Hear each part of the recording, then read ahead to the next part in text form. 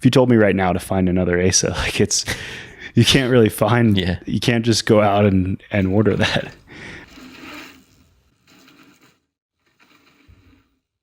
But yeah, I just wanted to catch up a little bit on how things are going as a team manager, because we've touched on it in the post-race shows, but for people that don't listen, like, how are you getting on with it?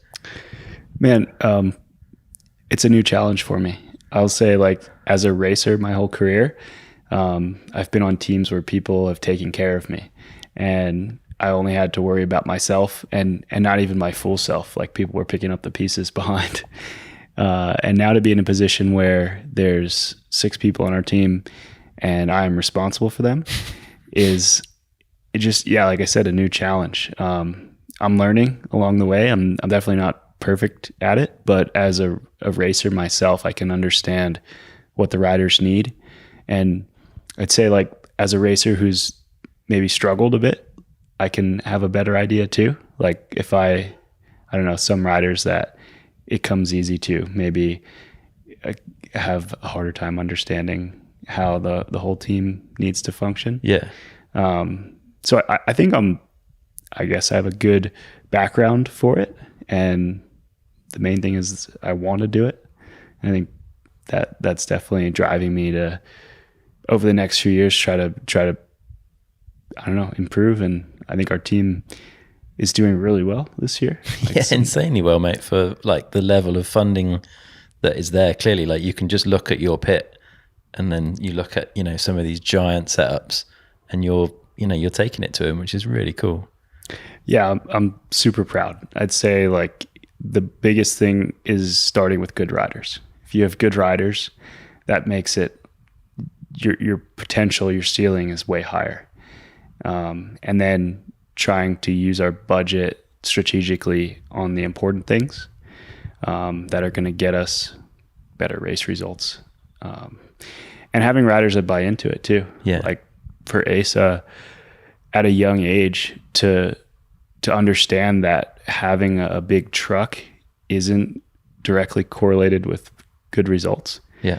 And I've kind of talked to him about that and been like, I'm hoping to step this program up every year, and, like, I want to improve our infrastructure on site.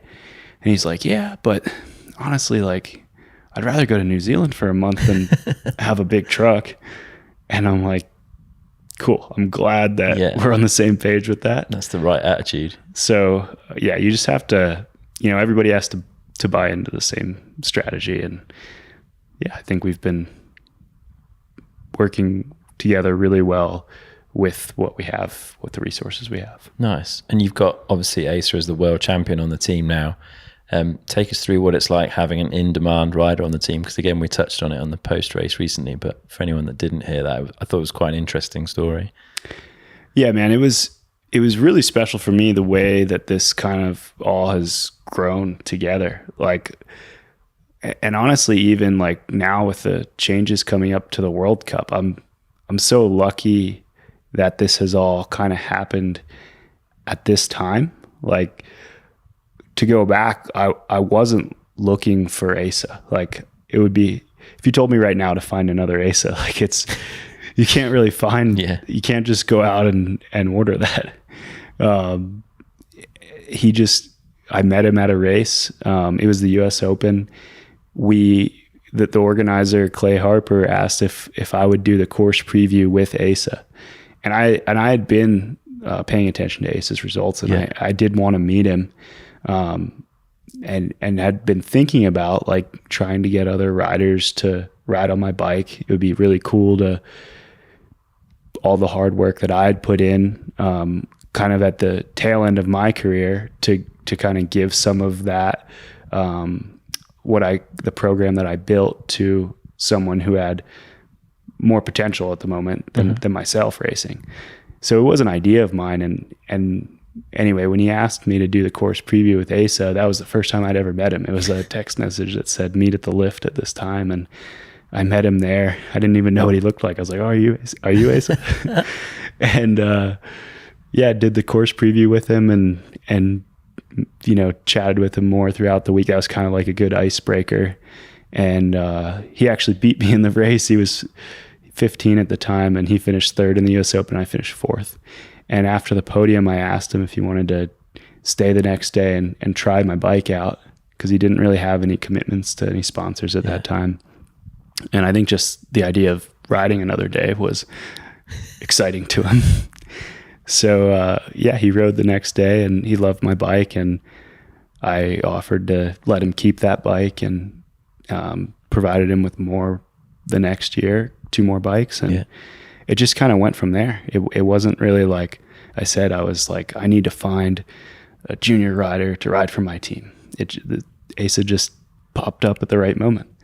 And then with Angel as well, like his team wasn't going to continue after last year, and it happened kind of late, and he was looking for a ride, and we ended up, getting together enough budget to add him to the team, and not knowing that these cuts to the World Cup were coming, and for them both to be on the team and score the points that we needed to be an elite team next year is like, man, if it had been a year later, it really wouldn't be possible. It's amazing. It's pretty fortuitous as now it's all come together. It really is. So I'm just super grateful. And I think them finding the team this way was a really natural fit. Yeah. And I think it just all, just works together so much better that it's natural. I see a lot of other teams now that this is a situation are just like,